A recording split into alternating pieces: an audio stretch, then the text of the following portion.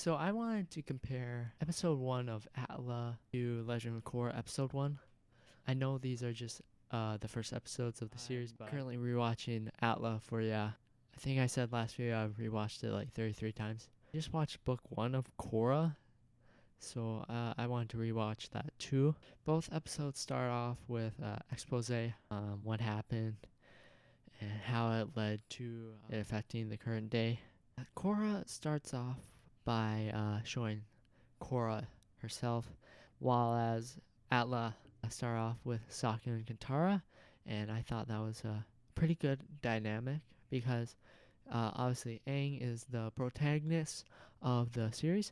With showing Katara and Sokka first, it really enables the group dynamic.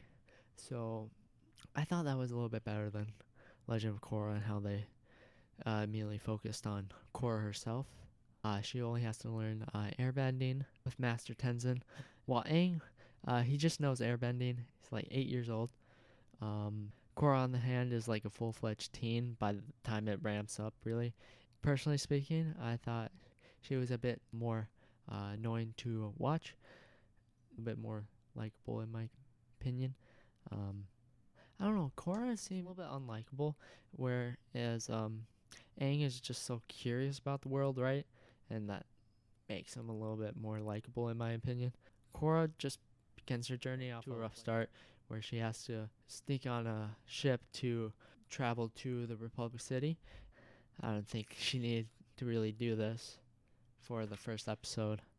I just thought she should have just went there at first. We see the Republic City and how it has actually become quite different from what we expected in ATLA. Whereas ATLA, non-benders aren't afraid of benders. They just haven't seen them, unlike Republic City, where bending is kind of unpopular with the non-benders. Gives that a different dynamic, definitely.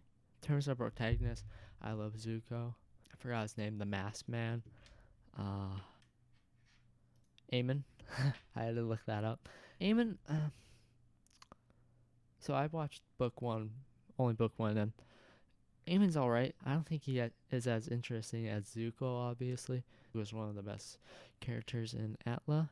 Let's talk about like the middle to end part of the episode. So Korra stops these muggers, right? I actually like that part quite a bit. It shows off how benders, firebenders, earthbenders, waterbenders all came together. I found that quite interesting. The first episode of ATLA was a lot more energetic and fun compared to Korra. I know Korra is a little bit more mature, but as a Nickelodeon show, Avatar ATLA did a great job at blending in the kids comedic side to like the serious side, which I really liked. So both episodes were good, but I thought ATLA was a little bit better in terms of the fun and definitely the comedic tropes. I thought ATLA was a lot funnier than Korra episode 1. I didn't really think they needed to give Korra this obstacle where she couldn't go to Republic City. I just thought that was unnecessary for the first episode. Right away, we're with Aang and with Katara and Sokka, and it just starts off a little bit faster, and by the end of the episode, we already see Zuko coming in. We see Eamon at the last part of Korra, but it was alright. He didn't really do much compared to Zuko, where he's actually tracking Aang and the gang. Overall, I thought 2 episodes were good. ATLA being more of my taste, more of comedic, more fun adventure. Korra, it was a little bit all over the place. We'll see. You know, first episode, so yeah.